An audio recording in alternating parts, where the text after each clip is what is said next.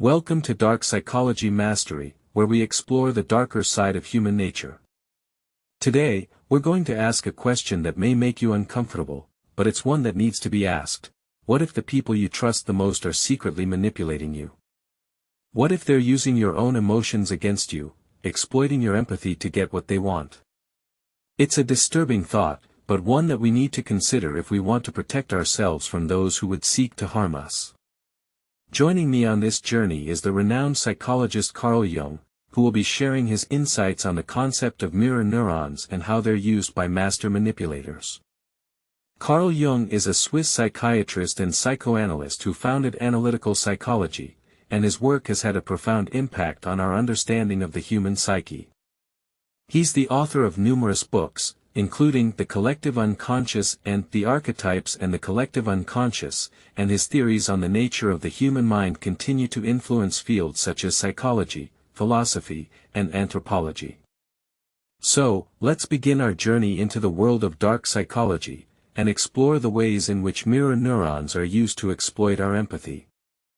As Carl Jung once said, the unconscious is the source of all creativity, but it's also the source of all destruction. And it's this destructive power that we need to be aware of, if we want to protect ourselves from those who would seek to manipulate us. So, let's dive into the first main lesson from Carl Jung. Mirror neurons are a type of brain cell that are responsible for our ability to empathize with others. They're the reason why we can feel someone else's pain, or understand their emotions. But what happens when these neurons are used against us? What happens when someone uses our empathy to manipulate us? Carl Jung tells the story of a patient who was being manipulated by a friend. The friend would often make the patient feel guilty for not doing enough for them, and the patient would end up doing things they didn't want to do, just to avoid feeling guilty.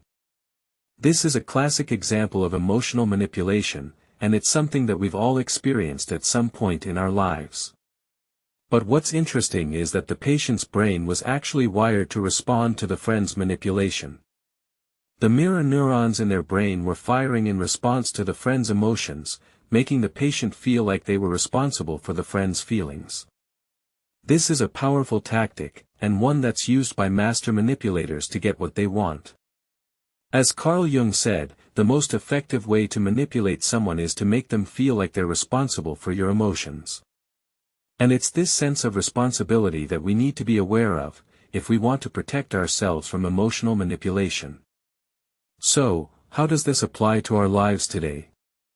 How can we use this knowledge to protect ourselves from those who would seek to exploit our empathy? Carl Jung says that the key is to become aware of our own emotions, and to learn how to distinguish between our own feelings and those of others. This is a difficult task, but one that's essential if we want to maintain our emotional integrity. When we're aware of our own emotions, we can begin to see when someone is trying to manipulate us. We can see when they're using our empathy against us, and we can take steps to protect ourselves. This might involve setting boundaries, or learning how to say no without feeling guilty.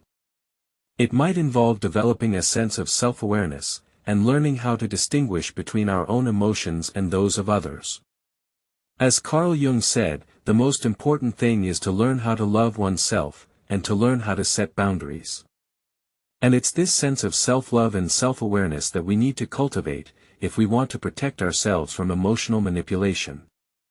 So, let's take a moment to reflect on our own emotions, and to think about how we can use this knowledge to protect ourselves from those who would seek to exploit our empathy. So, how can we apply this knowledge in a practical way? How can we use the concept of mirror neurons to transform our lives and protect ourselves from emotional manipulation? Carl Jung says that the key is to develop a sense of empathy, but not to the point where we lose ourselves in the process. We need to learn how to feel for others, without taking on their emotions as our own. This is a delicate balance, but one that's essential if we want to maintain our emotional integrity. We also need to learn how to set boundaries, and to say no without feeling guilty. This might involve practicing assertiveness, or learning how to communicate our needs in a clear and respectful way. As Carl Jung said, the the most important thing is to learn how to communicate our needs, without compromising our values. And it's this sense of self-awareness and self-love that we need to cultivate, if we want to protect ourselves from emotional manipulation. So, let's take a moment to think about how we can apply this knowledge in our own lives, and how we can use the concept of mirror neurons to transform our relationships and our sense of self. In conclusion, the concept of mirror neurons is a powerful tool for understanding how we're manipulated by others. By becoming aware of our own emotions, and learning how to distinguish between our own feelings and those of others, we can protect ourselves from emotional manipulation. We can develop a sense of empathy, without losing ourselves in the process, and we can learn how to set boundaries and communicate our needs in a clear and respectful way.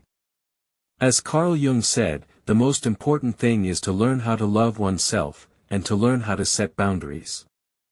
So, if you want to learn more about dark psychology and how to protect yourself from manipulation, be sure to subscribe to our channel and hit the notification bell. We'll be posting new content every week, and we'll be exploring topics such as gaslighting, emotional manipulation, and the art of persuasion. Thanks for watching, and we'll see you in the next video.